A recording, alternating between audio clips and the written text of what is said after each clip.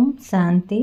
आज 10 अप्रैल 2026 के बाप दादा के अनमोल मधुर महावाक्यों। मीठे बच्चे, बाप आए हैं भारत को सलवेस करने। तुम बच्चे इस समय बाप के मददगार बनते हो। भारत ही प्राचीन खंड है। प्रश्न: ऊंची मंजिल में रुकावट डालने वाली छोटी छोटी बातें कौन सी है? उत्तर: अगर जरा भी कोई शौक है, अनासक्त वृत्ति नहीं है, अच्छा पहनने खाने में बुद्धि भटकती रहती है, तो यह बातें ऊंची मंजिल पर पहुंचने में अटक रुकावट डालती है। इसलिए बाबा कहते, बच्चे बनबाह में रहो, तुम्हें तो सब कुछ भूलना है, यह शरीर भी याद ना रहे। ओम शांति। बच्चों को यह समझाया है कि यह भारत ही अविनाशी खंड है और इसका असूल नाम है ही भारत खंड। हिंदुस्तान नाम तो बाद में पड़ा है। भारत को कहा जाता है स्पिरिचुअल खंड। यह प्राचीन खंड है। नई दुनिया में जब भारत खंड था तो और कोई खंड थे नहीं। मुख्य है ही इस्लामी, बौद्धी और क्रिश्चियन। अभी तो बहुत खंड हो गए हैं। भारत अविनाशी खंड है। उसको ही स्वर्ग, हेवन कहते हैं। नई दुनिया में नया खंड एक भारत ही है। नई दुनिया रचने वाला है परमपिता परमात्मा, स्वर्ग का रचयिता, हेवनली गॉडफादर। भारतवासी जानते हैं कि यह भारत अविनाशी खंड है। भारत स्वर्ग था। जब कोई मरता है तो कहते हैं स्वर्ग पधारा। समझते हैं स्वर्ग कहाँ ऊपर में है। दिलवाड़ा मंदिर में भी वैकुंठ के चित्र छत में दिखाए हैं। यह किसकी बुद्धि में नहीं आता कि भारत ही हेवन था, अब नहीं है, अभी तो हेल है, तो यह भी अज्ञान ठहरा। ज्ञान और अज्ञान दो चीज़ें होती हैं। ज्ञान को कहा जाता है दिन, अज्ञान को रात। घोर सोजरा और घोर अंधियारा कहा जाता है। सोजरा माना सनराइज, अंधियारा माना फॉल। मनुष्य सूर्य का फॉल देखने के लिए सनसेट पर जाते हैं। अब वह तो है हद की बात। इसके लिए कहा जाता है ब्रह्मा का दिन, ब्रह्मा की रात। अब ब्रह्मा तो है प्रजापिता, तो जरूर प्रजा का पिता हुआ। ज्ञान अंजन सद्गुरु दिया, अज्ञान अंधेरे विनाश। यह बातें दुनिया में कोई भी नहीं समझते हैं। यह है नई दुनिया के लिए नई नॉलेज। हेवन के लिए हेवनली गॉडफादर की नॉलेज चाहिए। गाते भी हैं फादर इज नॉलेजफुल, तो टीचर हो गया। फादर को कहा ही जाता है पतित पावन, और कोई को पतित पावन कह नहीं सकते। श्री कृष्ण को भी नहीं कह सकते। फादर तो सबका एक ही है। श्री कृष्ण तो सबका फादर है नहीं। वह तो जब बड़ा हो, शादी करे, तब एक दो बच्चे का बाप बनेगा। राधा कृष्ण को प्रिंस प्रिंसेस कहा जाता है। कभी स्वयंवर भी हुआ होगा। शादी के बाद ही माँ बाप बन सकते हैं। उनको कभी कोई ओल्ड गॉडफादर कह नहीं सकते। ओल्ड गॉडफादर सिर्फ एक ही निराकार बाप को कहा जाता है। ग्रेट ग्रेट ग्रैंडफादर शिव बाबा को नहीं कह सकते। ग्रेट ग्रेट ग्रैंडफादर है प्रजापिता ब्रह्मा। उनसे बिरादरी निकलती है। वह इनकॉर्पोरियल गॉडफादर निराकार आत्माओं का बाप है। निराकारी आत्माएं जब यहाँ शरीर में हैं, तब भक्ति मार्ग में पुकारती हैं। यह सब तुम नई बातें सुनते हो। यथार्थ रीति कोई भी शास्त्र में नहीं है। बाप कहते हैं, मैं सम्मुख बैठ तुम बच्चों को समझाता हूँ। फिर यह ज्ञान सारा गुम हो जाता है। फिर जब बाप आए तब आकर यथार्थ ज्ञान सुनाए। बच्चों को ही सम्मुख समझाकर बरसा देते हैं, फिर बाद में शास्त्र बनते हैं। यथार्थ तो बन ना सके, क्योंकि सच की दुनिया ही खत्म हो झूठ खंड हो जाता है, तो झूठी चीज ही होगी, क्योंकि उतरती कला ही होती है। सच से तो चढ़ती कला होती है। भक्ति है रात, अंधियारे में ठोकरें खानी पड़ती हैं, माथा टेकते रहते हैं। ऐसा घोर अंधियारा है, मनुष्यों को तो कुछ भी पता नहीं रहता है, दर दर धक्के खाते रहते हैं। इस सूर्य का भी राइज और फॉल होता है, जो बच्चे जाकर देखते हैं। अब तो तुम बच्चों का ज्ञान सूर्य का उदय होना देखना है। राइज ऑफ भारत और डाउनफॉल ऑफ भारत। भारत ऐसे डूबता है जैसे सूर्य डूबता है। सत्यनारायण की कथा में यह दिखाते हैं कि भारत का बेड़ा नीचे चला जाता है, फिर बाप आकर उनको सेल्वेस करते हैं। तुम इस भारत को फिर से सेल्वेस करते हो, यह तुम बच्चे ही जानते हो। तुम निमंत्रण भी देते हो। नव निर्माण प्रदर्शनी भी नाम ठीक है। नई दुनिया कैसे स्थापन होती है, उसकी प्रदर्शनी चित्रों द्वारा समझाने दी जाती है, तो वही नाम चलाए तो अच्छा है। नई दुनिया कैसे स्थापन होती है, वह राइज कैसे होती है, यह तुम दिखाते हो। जरूर पुरानी दुनिया फॉल होती है, तब दिखाते हैं कि राइज कैसे होता है। यह भी एक स्टोरी है, राज्य लेना और गंवाना। 5000 वर्ष पहले क्या था, कहेंगे सूर्यवंशियों का राज्य था, फिर चंद्रवंशी राज्य स्थापन हुआ। वह तो एक दो से राज्य लेते हैं, दिखाते हैं फलाने से राज्य लिया, वह कोई सीढ़ी नहीं समझते। यह तो बाप समझाते हैं कि तुम गोल्डन एज से सिल्वर एज में गए, सीढ़ी उतरते आए। यह 84 जन्मों की सीढ़ी है। सीढ़ी उतरनी होती है, फिर चढ़नी भी होती है। डाउनफॉल का भी राज समझाना होता है। भारत का डाउनफॉल कितना समय, राइज कितना समय। फॉल एंड राइज ऑफ भारतवासी। विचार सागर मंथन करना होता है। मनुष्यों को टेम्पटेशन में कैसे लाएं, और फिर निमंत्रण भी देना है। भाइयों बहनों आकर समझो, बाप की महिमा तो पहले बतानी है। शिव बाबा की महिमा का एक बोर्ड होना चाहिए। पतित पावन, ज्ञान का सागर, पवित्रता, सुख शांति का सागर, संपत्ति का सागर, सर्व का सद्गतिदाता, जगत पिता, जगत शिक्षक, जगत गुरु। शिव बाबा से आकर अपना सूर्यवंशी चंद्रवंशी बरसा लो, तो मनुष्यों को बाप का पता पड़े। बाप की और श्री कृष्ण की महिमा अलग अलग है।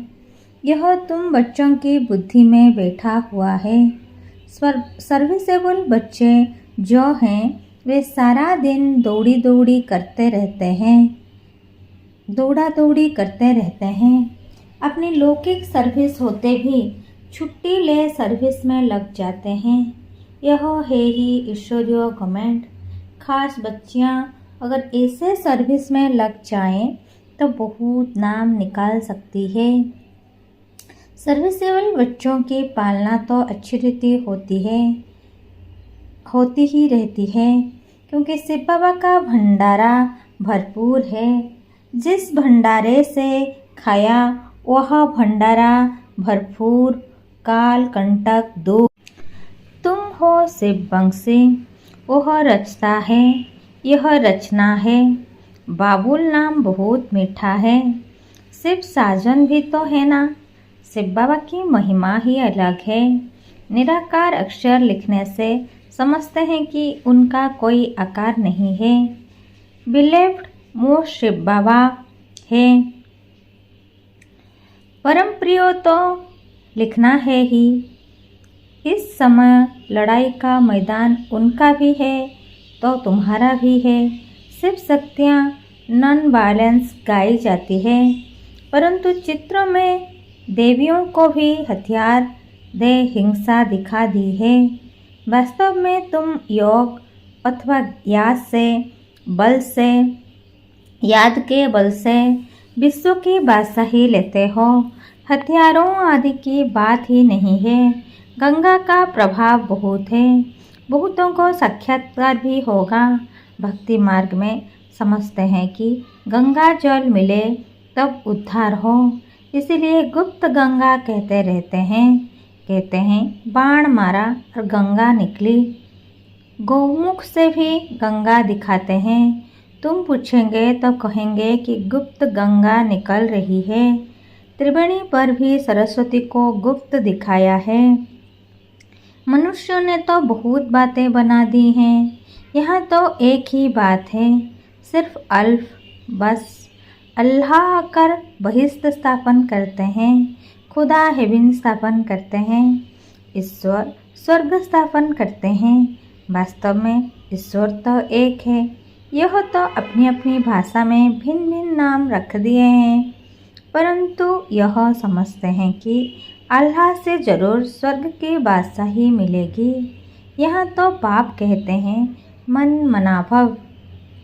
बाप को याद करने से वर्षा जरूर याद आएगा। रचना की रचना है ही स्वर्ग। ऐसे थोड़े ही कहेंगे कि राम ने नरक रचा। भारतवासियों को यह पता ही नहीं है कि निराकार रचता कौन है। तुम जानते हो कि नरक का रचता रावण है, जिसको जलाते हैं। रावण राज्य में भक्ति मार्ग का शिवलिंग कितना बड़ा है। रावण का रूप भी बड़ा भयंकर बनाया है। बोलते भी हैं कि रावण हमारा दुश्मन है। बाप ने अर्थ समझाया है। पेशगीर विस्तार बड़ा है तो रावण का शरीर भी बड़ा बनाते हैं। शिव बाबा तो बिंदी है, परंतु चित्र बड़ा बना दिया है। नहीं तो बिंदी की पूजा कैसे हो। पुजारी तो बनना है ना। आत्मा के लिए तो कहते हैं भ्रुकुटी के बीच में चमकता है अजब सितारा। और फिर कहते हैं आत्मा सो परमात्मा। तो फिर 1000 सूर्य से ज़्यादा तेज कैसे होगा। आत्मा का वर्णन तो करते हैं, लेकिन समझते नहीं। अगर परमात्मा 1000 सूर्य से तेज हो तो हर एक में प्रवेश कैसे करें। कितनी अयथार्थ बातें हैं जो सुनकर क्या बन पड़े हैं। कहते हैं आत्मा सा परमात्मा, तो बाप का रूप भी ऐसा होगा ना। परंतु पूजा के लिए बड़ा बनाया है। पत्थर के कितने बड़े बड़े चित्र बनाते हैं, जैसे गुफा में बड़े बड़े पांडव दिखाए हैं। जानते कुछ भी नहीं। यह है पढ़ाई। धंधा और पढ़ाई अलग अलग है। बाबा पढ़ाते भी हैं और धंधा भी सिखाते हैं। बोर्ड में भी पहले बाप की महिमा होनी चाहिए। बाप की फुल महिमा लिखनी है। यह बातें तुम बच्चों की भी बुद्धि में नंबरवार पुरुषार्थ अनुसार आती हैं। इसीलिए महारथी घड़ेसवार कहा जाता है। हथियार आदि की कोई बात नहीं है। बाप बुद्धि का ताला खोल देते हैं। यह गोदरेज का ताला कोई खोल ना सके। बाप के पास मिलने आते हैं तो बाबा बच्चों से पूछते हैं कि आगे कब मिले हो, इस जगह पर इस दिन कब मिले हो। तो बच्चे कहते हाँ बाबा 5000 वर्ष पहले मिले हैं। अब यह बातें ऐसे कोई पूछ ना सके। कितनी गुह्य समझने की बातें हैं। कितनी ज्ञान की युक्तियाँ बाबा समझाते हैं, परंतु धारणा नंबरवार होती है। शिव बाबा की महिमा अलग है। ब्रह्मा विष्णु शंकर की महिमा अलग है। हरेक का पाठ अलग अलग है। एक ना मिले दूसरे से। यह अनादि ड्रामा है, वही फिर रिपीट होगा। अभी तुम्हारी बुद्धि में बैठा हुआ है कि हम कैसे मूल वतन में जाते हैं, फिर आते हैं पाठ बजाने के लिए, जाते हैं बाया सूक्ष्म वतन। आने समय सूक्ष्म वतन नहीं है। सूक्ष्म वतन का साक्षात्कार कभी किसी को होता ही नहीं। सूक्ष्म वतन का साक्षात्कार करने के लिए कोई तपस्या नहीं करते हैं, क्योंकि उनको कोई जानते नहीं हैं। सूक्ष्म वतन का कोई भगत थोड़े ही होगा। सूक्ष्म वतन अभी रचते हैं, वाया सूक्ष्म वतन जाए, फिर नई दुनिया में आएंगे। इस समय तुम वहाँ आते जाते रहते हो। तुम्हारी सगाई हुई है, यह पियर घर है। विष्णु को पिता नहीं कहेंगे, वो है ससुर घर। जब कन्या ससुर घर जाती है तो पुराने कपड़े सब छोड़ जाती है। तुम पुरानी दुनिया को ही छोड़ देते हो। तुम्हारे और उनके बनवाहों में कितना फर्क है। तुमको भी बहुत अनासक्त रहना चाहिए। देहाभिमान तोड़ना है। ऊंची साड़ी पहनेंगी तो झट देहाभिमान आ जाएगी। मैं आत्मा हूँ, यह भूल जाएगा। इस समय तुम हो ही बनवाह में। बनवाह और वानप्रस्थ एक ही बात है। शरीर ही छोड़ना है तो साड़ी नहीं छोड़ेंगी क्या? हल्की साड़ी मिलती है तो दिल ही छोटी हो जाती है। इसमें तो खुशी होनी चाहिए। अच्छा हुआ जो हल्का वस्त्र मिला। अच्छी चीज़ को तो संभालना पड़ता है। यह पहनने खाने की छोटी छोटी बातें भी ऊंची मंजिल पर पहुंचने में अटक डालती है। मंजिल बहुत बड़ी है। कथा में भी सुनाते हैं ना कि पति को कहा यह लाठी भी छोड़ दो। बाप कहते हैं यह पुराना कपड़ा, पुरानी दुनिया सब खलास होनी है। इसीलिए इस सारी दुनिया से बुद्धियोग तोड़ना है। इसको बेहद का संन्यास कहा जाता है। सन्यासियों ने तो हद का संन्यास किया है। अब तो फिर वे अंदर आ गए हैं। आगे तो उन्होंने बहुत ताकत थी। उतरने वालों की महिमा क्या हो सकती है। नई नई आत्माएं भी पिछाड़ी तक आती रहती हैं पाठ बजाने। उनमें क्या ताकत होगी। तुम तो पूरे 84 जन्म लेते हो। यह सब समझने के लिए कितनी अच्छी बुद्धि चाहिए। सर्विसेबल बच्चे सर्विस में उछलते रहेंगे।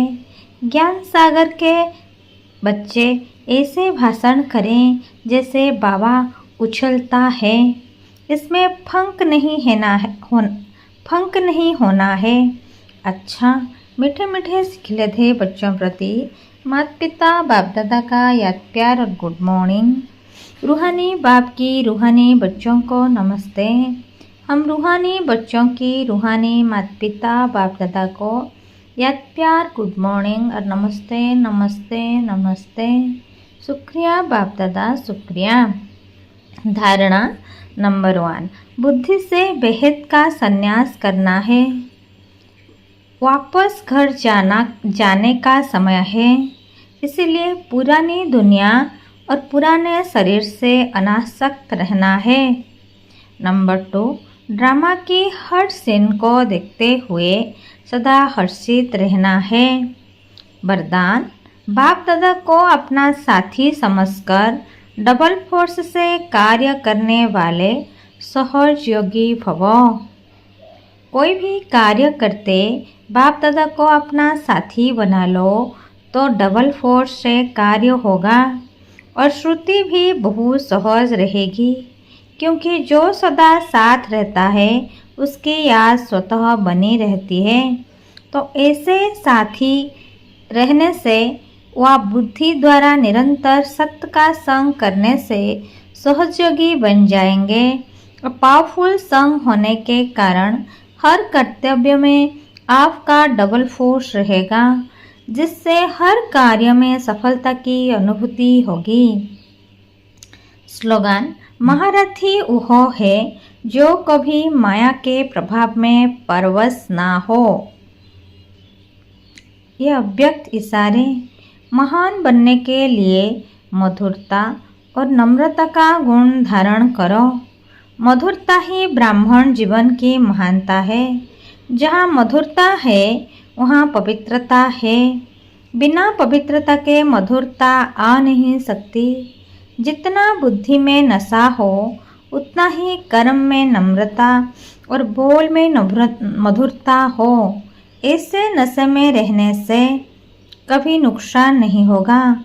सिद्धि को पाने वाले स्वयं को नम्रचित, निर्माण, हर बात में अपने आप को गुण ग्राहक और मधुरता संपन्न बनाएंगे। अच्छा, ओम शांति।